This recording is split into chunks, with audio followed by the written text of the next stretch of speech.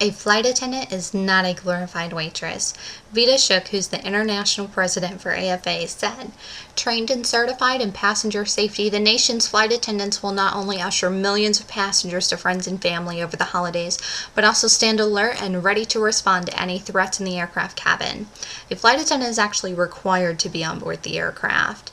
The snack and beverage service is just an added bonus to passengers. Federal aviation regulations require that there's one flight attendant for every 50 seats on board the aircraft.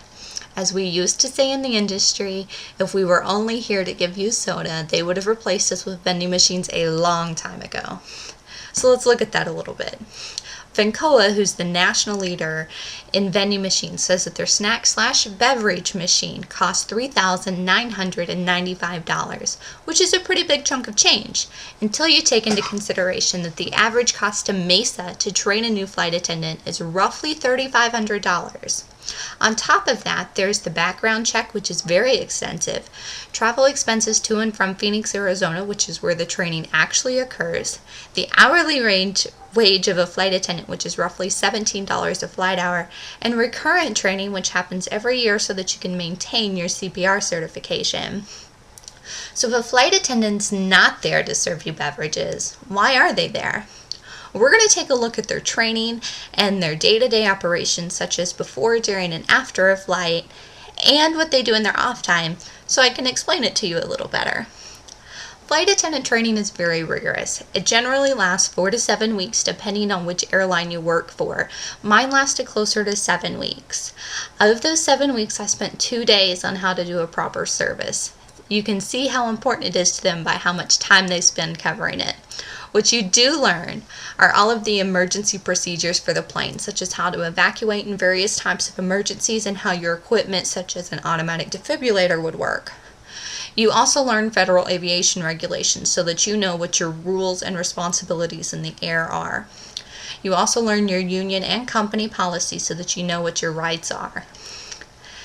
After you finish training, we're going to take you into the day by day. Before your flight, you do a pre-flight checklist, which includes searching the aircraft for anything unusual, i.e. bombs, checking your emergency equipment to make sure you're not going to have any problems while you're in the air, and stocking the lavatory and galley. If time permits, you can always help the first officer do his pre-flight checklist, which includes the exterior of the plane and the flight deck, which is cockpit to you lay people. After you finish that, you signal to the gate agent that you're ready to board. As your passengers are boarding, you assist them finding their seat assignments or putting their luggage in the overhead bins. Then you move on to serving first class a beverage to get your day started. After you've closed the door, your flight actually begins. During your flight, you're responsible for making important announcements, such as safety briefings or when electronics can properly be used.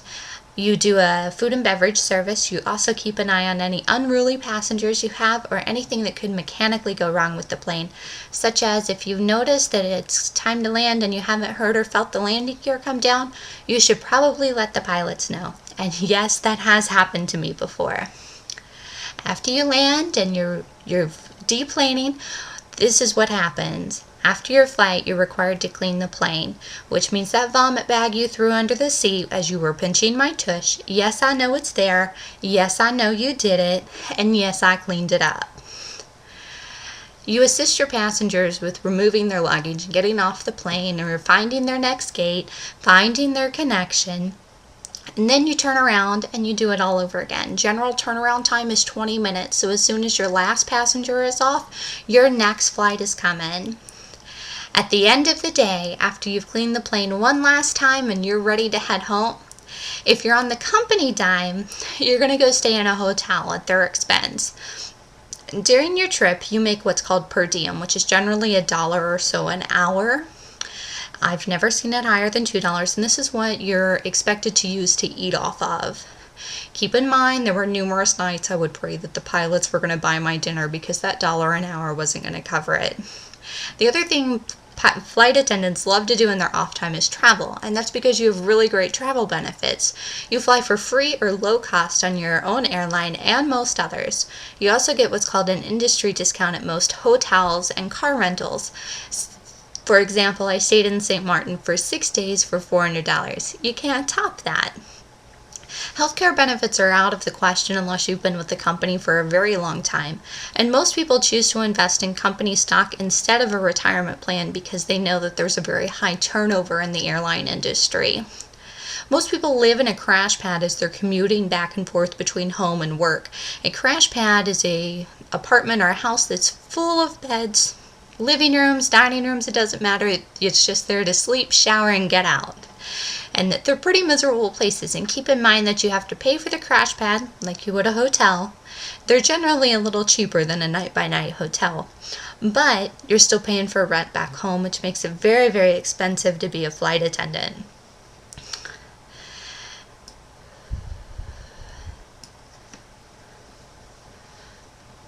As the last line of defense, professional flight attendants are a vital link in the chain of commercial aviation security. We are an integral part of a crew that works in concert for the security of each flight. That's from AFA.net. A flight attendant has many responsibilities, but their number one is safety. I encourage you to look into various airline emergencies and how the flight attendants reacted to help save people.